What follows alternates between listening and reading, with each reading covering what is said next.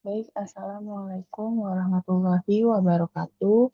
Perkenalkan, nama saya Syafira Aulia Syamsi, em, dari Sistem Informasi. Di sini saya akan mempresentasikan desain katalog dengan tema kesehatan dari mata kuliah Desain Grafis kelas Jumat pagi, dosen pengampu Ibu Laisa Nuremantari, Eskom, MMSI.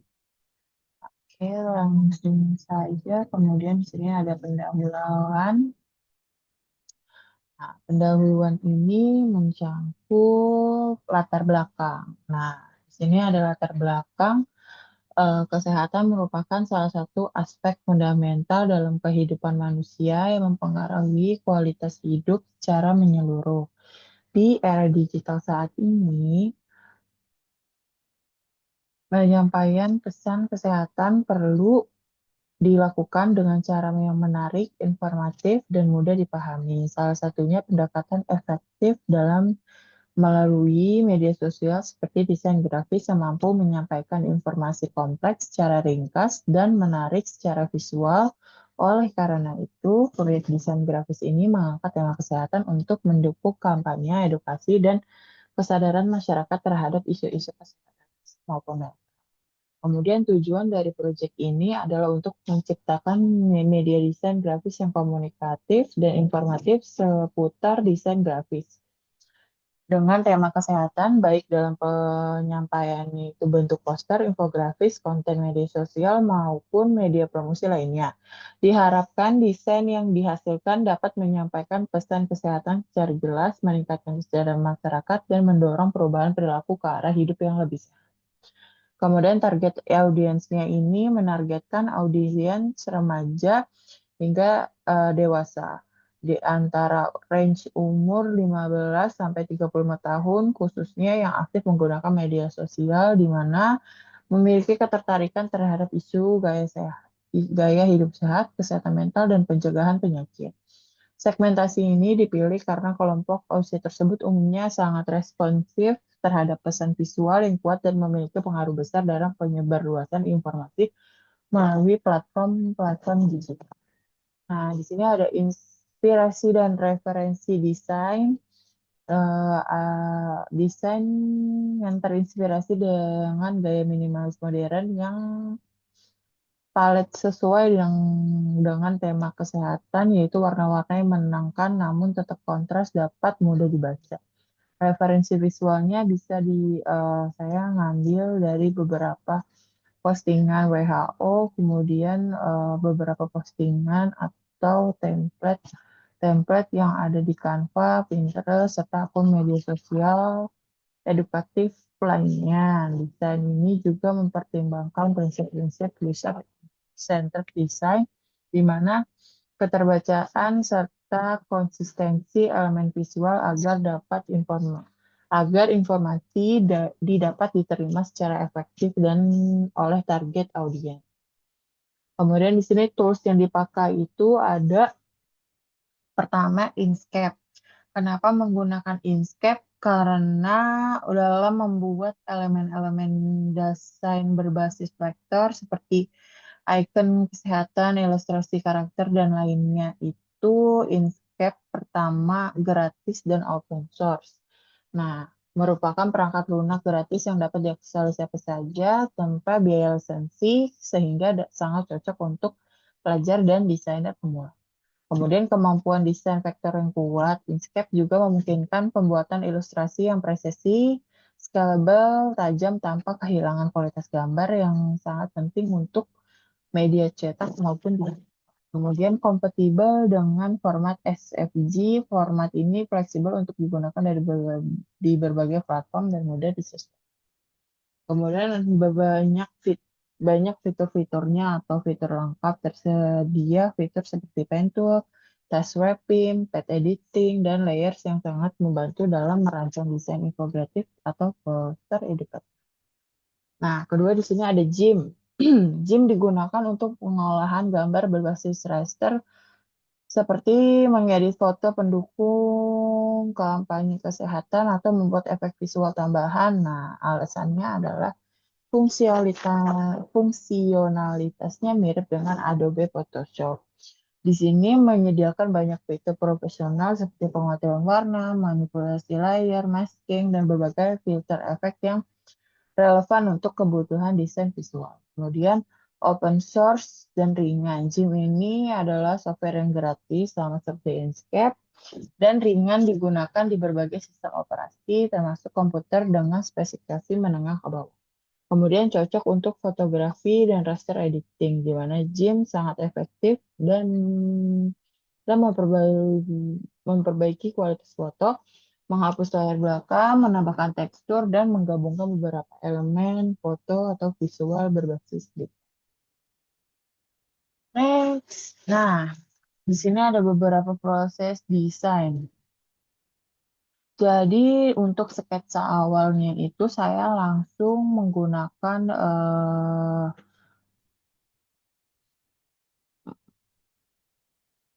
sketsa awal atau merancang komposisi visual dan tata letak konten itu langsung secara digital di aplikasi Inkscape atau Gimnya.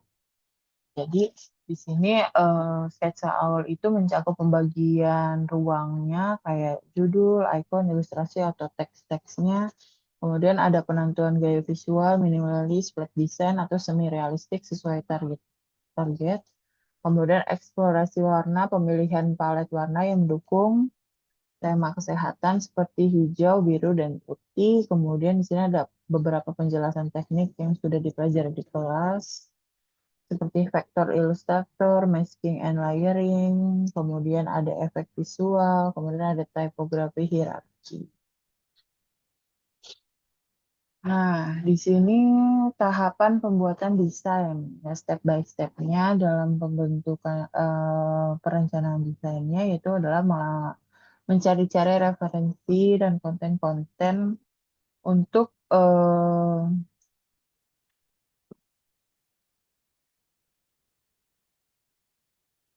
kemudian pembuatan layout-nya kayak menambahkan placeholder untuk teks dan ilustrasi, kemudian pembuatan ilustrasi kayak untuk ilustrasi itu kebanyakan saya ambil dari kritik ya. Kemudian pewarnaan dan typografi, kemudian ada pengelolaan gambar dan finalisasi dan diekspor. Nah, untuk hasil desain di sini untuk pertemuan tiga ini kalau nggak salah buat poster. Nah, desain yang pada pertemuan ini memperkenalkan elemen dasar seperti ikon kesehatan dan dengan warna netral yang menekankan pentingnya visual yang bersih dan mudah dipahami agar pesan edukasi dapat tersampaikan secara efektif. Kemudian ini pertemuan 4 itu buat newsletter. Nah, dengan fokus desain diarahkan pada pemahaman komposisi layout, warna biru muda, hijau muda, di sini ada kuning, kemudian perpaduan warna putih dipilih untuk menciptakan rasa aman, tenang, dan profesional sehingga cocok untuk materi kampanye seputar kesehatan. Nah, kemudian pada hasil desain pertemuan 5 ini ada 3 tugas. Pertama itu membuat logo, kemudian teks dengan gambar, kemudian ada book cover. Nah, di sini hasil desain di pertemuan selanjutnya itu ada desain cover gitu di pertemuan 6 memperkenalkan teknik layering dan transparansi. Desain menampilkan kombinasi gambar dokter secara harmonis untuk menyampaikan makna kolaboratif dalam proses penyembuhan. Nah, kemudian pertemuan 7 ini ada desain mockup baju. Kemudian pertemuan 9 ini ada desain cover book juga dengan fokus pada edukasi visual, visual wajah, kemudian dikombin dengan teks. Desain ini menggabungkan ikon dan teks yang disusun rapi agar informasi tetap mudah dicerna oleh audiens. Nah, kemudian pada hasil pertemuan 11 ini kolase foto yang menampilkan foto monokrom bertema kesehatan dengan adanya anak-anak, tenaga medis, dan aktivitas laboratorium. Sebagai simbol kepedulian dan kerjasama lintas peran di bidang medis, gaya hitam putih ini juga memberikan kesan serius dan humanis. Kemudian ini ada poster lagi di pertemuan 12, desain ilustrasi dengan karakter tong sampah. Ini mengajak untuk membuang sampah pada tempatnya. Nah, perpaduan warna cerah dan gaya kartun membuat kesan mudah dicerna terutama oleh anak-anak dan remaja. Nah, di sini ada hasil desain pertemuan 13 itu desain Facebook atau Instagram post. Di sini desain bertema kesehatan dengan ikon sederhana dan warna hijau lembut. Gaya flat design ini memperkuat kesan bersih dan edukatif, cocok untuk media sosial. Kemudian di pertemuan 14 ini visual membuat banner dengan ukuran 60 kali 160 cm. Di sini visualnya itu untuk mempengaruhi World Health Day dengan foto dokter dan pasien dilengkapi dengan ikon medis dan elemen farmasi seperti obat-obatan dan suntikan. Desain ini informatif dan profesional, cocok untuk konten kesehatan formal.